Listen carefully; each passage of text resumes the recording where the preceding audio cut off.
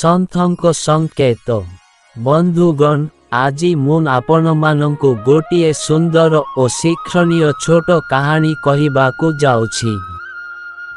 Video ଭଲ ଲାଗିଲେ ଭିଡିଓକୁ ଲାଇକ୍, ସାଙ୍ଗମାନଙ୍କୁ ସେୟାର କରନ୍ତୁ ଏବଂ ଏହିଭଳି ଭିଡିଓ ଦେଖିବା ପାଇଁ ଆମର ସତ୍ୟ ଗାଇଡର ୟୁଟ୍ୟୁବ୍ ଚ୍ୟାନେଲକୁ ସବସ୍କ୍ରାଇବ୍ କରନ୍ତୁ। ଆଉ ବିଳମ୍ବ ନକରି ଚାଲନ୍ତୁ କାହାଣୀଟିକୁ ଜାଣିବା। ଭିଡିଓଟିକୁ ମୂଳରୁ ଶେଷ ପର୍ଯ୍ୟନ୍ତ ଦେଖନ୍ତୁ। ଜଣେ ପ୍ରବଳ ପରାକ୍ରମୀ ରାଜା ଥିଲେ। ଚତୁର୍ଦିଗରେ ସମସ୍ତେ ତାଙ୍କର ସ୍ତୁତିଗାନ କରୁଥିଲେ। ସେ ରାଜସଭାରେ ପହଞ୍ଚିଲା ମାତ୍ରକେ ଭାଟମାନେ ଯେଉଁ ଗୀତ ବୋଲୁଥିଲେ, ସେଥିରେ କୁହାଯାଉଥିଲା ଯେ ସେ ହେଉଛନ୍ତି ପୃଥିବୀର ସବୁଠାରୁ ଶ୍ରେଷ୍ଠ ରାଜା। ତାଙ୍କ ଭଳି ସୁପୁରୁଷ ଏ ପୃଥିବୀରେ ନାହାନ୍ତି। ତାଙ୍କ ରୂପକାନ୍ତି ଯାହା ସେଥିରେ ଚନ୍ଦ୍ରରେ ଗ୍ରହଣ ଲାଗିଯିବ ଏବଂ ଶୌର୍ଯ୍ୟ ଓ ଦୀପ୍ତିରେ ତାଙ୍କ ଆଗରେ ସୂର୍ଯ୍ୟ ମଳିନ ପଡ଼ିଯିବେ। ଏଭଳି ସ୍ତୁତି ଶୁଣିବା ପରେ ରାଜା ଖୁସିରେ ଗଦଗଦ ହୋଇ ଭାଟମାନଙ୍କ ଉପରେ ଧନ ବର୍ଷା କରିଦିଅନ୍ତି। ଯିଏ ତାଙ୍କ ସ୍ତୁତି ଗାନ କରେ ସେ ଧନୀ ହୋଇଯାଏ। ଦିନେ ରାଜ୍ୟକୁ ଆସିଲେ ଜଣେ ସନ୍ଥ। ରାଜା ତାଙ୍କ ଠାରୁ କିଛି ସତ୍ ଉପଦେଶ ଚାହିଁଲେ। ସେତେବେଳକୁ ସନ୍ଧ୍ୟା ସମୟ। ଚାରିଆଡ଼ ଦୀପାଲୋକ ଦ୍ୱାରା ଉଜ୍ଜ୍ୱଳ ଦିଶୁଥାଏ।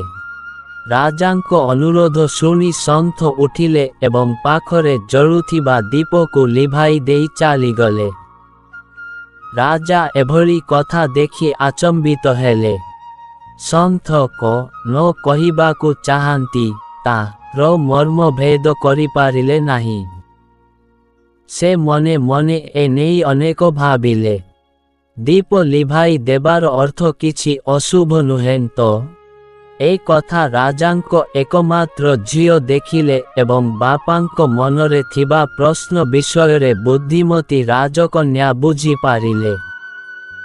ସେ ରାଜାଙ୍କୁ କହିଲେ, ସନ୍ଥ ଯାହା କଲେ ତାର ଅର୍ଥ ବୋଧହୁଏ ଏଇଆ ଯେ ଦୀପ ଜଳୁଥିବା ବେଳେ ତାକୁ ପତଙ୍ଗ ବେଢ଼ି ଯାଆନ୍ତି। ଅନ୍ଧାରରେ ଥିବା ଦୀପର ପାଖ ସେମାନେ ମାଡ଼ନ୍ତି ନାହିଁ। ଆପଣ ଏବେ ରାଜା, ତେଣୁ ଆପଣଙ୍କୁ ସ୍ତାବକମାନେ ଘେରି ରହିଛନ୍ତି।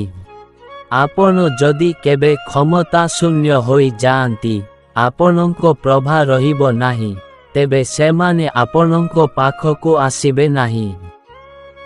ତେଣୁ ଅୟଥା ପ୍ରଶସ୍ତି ଗାନରୁ ଆପଣ ଦୂରେଇ ରୁହନ୍ତୁ।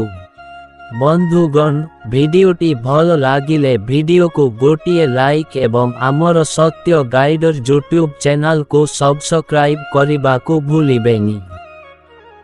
ଧନ୍ୟବାଦ। ଜୟ ଶ୍ରୀକୃଷ୍ଣ।